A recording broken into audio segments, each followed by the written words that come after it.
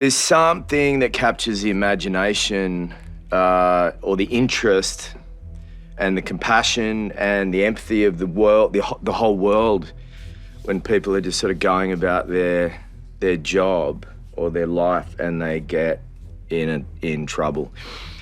And then you add the fact that they were a group of children, and that, I think, added a whole other level of empathy. This script, plus the whole team involved, was something that really caught my interest. And certainly the idea of stepping into Harry's shoes.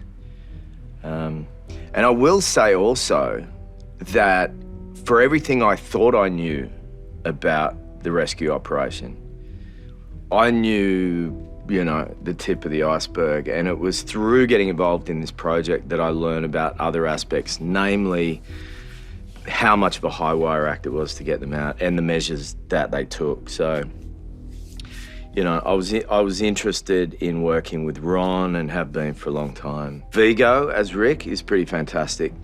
I've worked with a lot of actors who you can tell in the room on the day in front of the camera that there's a real shift from person to character going on. I really felt with Viggo that was the case, that he was taking on board a lot of the aspects of the real Rick, and in a really sort of subtle fashion. I think that what it reminds me of is just the stakes that were involved for these guys, what they were going through, what they were having to operate under really intense pressure, knowing that at the end of the day they might be sending these kids to their death, and that they would become the name attached to that death, So I don't really know how you reconcile that stuff, and certainly for us as actors, we're just going through the motions of, let's pretend to be Harry and let's pretend to be Rick, and we follow the script and we follow the line and we learn what we can learn, but there's something really specially embedded in this whole story. Every time I watch any documentary footage, it really gets to me. So I'm very honoured to be a part of telling that story. I think that the real way to pay tribute to someone on screen that really lived, or to get close to embodying them, is to find a way to understand their spirit, what makes them tick, the things they did, and to reverse engineer, or to understand from that what's really inside of them and what drives them. And sounding like them, looking like them, walking like them doesn't necessarily get as close to that person as doing more of a deeper questioning about who they are. We had an incredible education, incredible bunch of stunt guys and Navy divers looking after us, and had, it's you get the sort of A-level crash course, it's like, hey guys, here's some basics, and now do some really complicated stuff,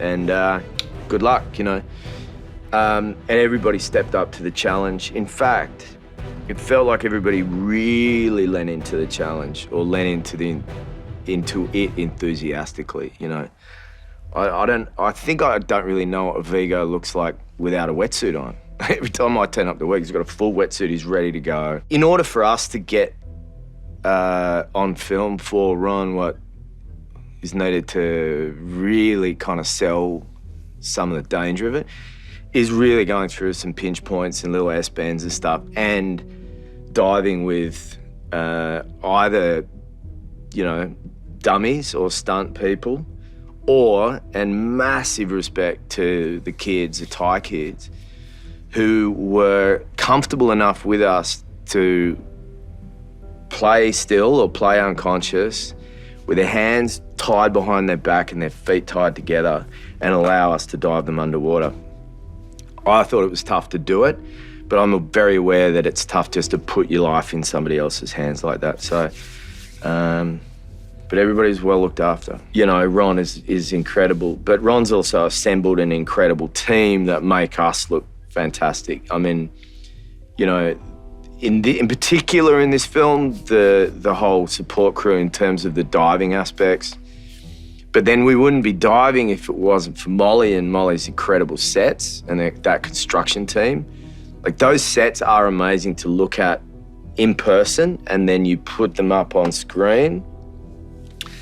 I was always like, oh, I hope this is going to look okay. We're going to be literally diving inside a factory, you know? But if it can work, it's extraordinary because you control the environment. And I think what Molly has done with that of the Thai village, the entrance to the cave, it's some of the best production design I've seen.